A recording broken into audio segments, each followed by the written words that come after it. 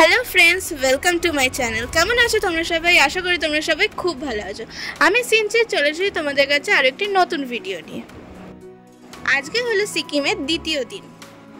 আগের এপিসোডে আমরা দেখেছিলাম এনজিপি টু পেডং, আর আজকে আমরা যাব পেডং টু পদমচেন। যারা এখনো পেডংয়ের ভিডিওটা দেখোনি, অনুরোধ রইল একবার দেখে নেওয়ার জন্য। সেই ভিডিওর লিঙ্ক আমি ডেসক্রিপশন বক্সে দিয়ে দেবো। আর আজকে আমি তোমাদের নিয়ে যাব আরও একটি অফবিট গ্রাম, পদমচেন। আমরা সকালবেলার ব্রেকফাস্ট সেরে বেরিয়ে পড়লাম ইস্ট সিকিমের পারমিটের প্রয়োজনীয় ডকুমেন্টস নিয়ে বেরিয়ে পড়লাম পদমচেনের উদ্দেশ্যে। প্রথমেই আসি এই পদমচেনে তোমরা কিভাবে যাবে। যদিও আমি পেডং এপিসোডে তোমাদের সমস্ত ডিটেলস শেয়ার করেছিলাম, তোমাদের সুবিধার্থে এই এপিসোডও আরেকবার বলে রাখছি। তোমরা শিলিগুড়ি অথবা নিউ জলপাইগুড়ি থেকে প্রাইভেট কার বুক করে নিতে পারো। প্রাইস পড়বে 3,500 থেকে 4,500 মতন। এইটা সিজন ওয়াইজ ভ্যারি করে। এনজিপি থেকে পদমচেন যেতে তোমাদের সময় লাগবে 5 থেকে 6 ঘন্টার মতন।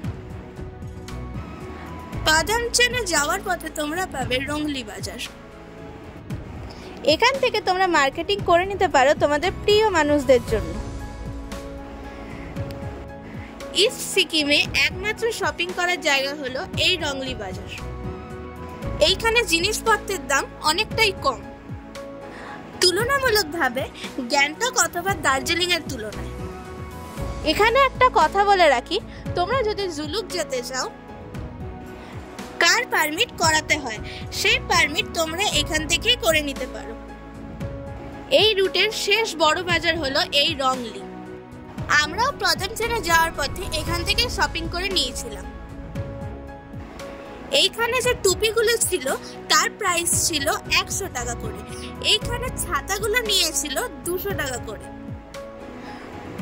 সব মার্কেটিং সেরে আবার আমরা রওনা দিলাম পদমচেনের দিকে। রংলি বাজার থেকে পদমচেনের দূরত্ব প্রায় 14 কিলোমিটার, সময় লাগে 1 ঘন্টা। এই রাস্তার সৌন্দর্য ছিল অসাধারণ। কিছু দূর এগাতেই আমরা পৌঁছে গেলাম কিউখোলা ফলসে। কিউখোলা ফলস থেকে পদমচেনে যাওয়ার পথে একটা চেকপোস্ট দেখতে পাবে। সেখানে মাথা পিছু 50 টাকা করে চার্জ নিয়েছিল। তো চলো এই ফলসটা একটু ঘুরে ঘুরে দেখা যাক।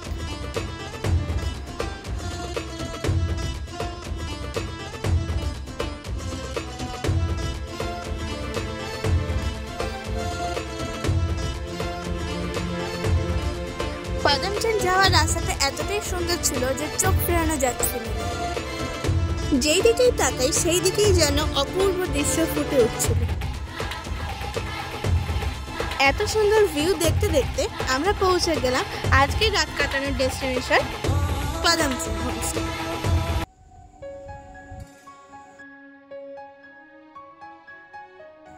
যেহেতু আমরা 6 জন ছিলাম, সেক্ষেত্রে আমরা 2টো রুম নিয়েছিলাম, আর রুম দুটোও ছিল অসাধারণ। আর এই জানলাটা দিয়ে খুব সুন্দর ভিউ দেখা যাচ্ছিল। আর এই একটা ছিল কমন টয়লেট, আর রুমটাও কিন্তু ছিল অসাধারণ।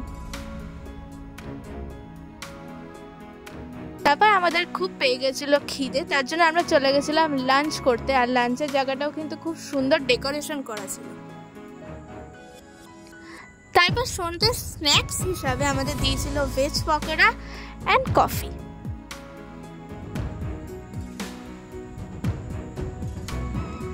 তারপর আমরা ঝটাপট রাতের ডিনারটা সেরে নিই। সেখানে ছিল ফ্রাইড রাইস, চিকেন।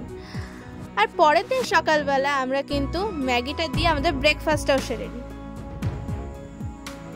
আর পরের এপিসোডে আমরা দেখব zigzag road, Thambi view point, বাবা মন্দির অ্যান্ড এলিফ্যান্ট লেক। সো আজকের ভিডিওটা কেমন লাগলো সেটা তোমরা জানিও কমেন্ট সেকশনে। আর আজকের ভিডিওটা এত পর্যন্তই। তোমরা সবাই ভালো থেকো, সুস্থ থেকো, সাবধানে থেকো। Tata, bye bye.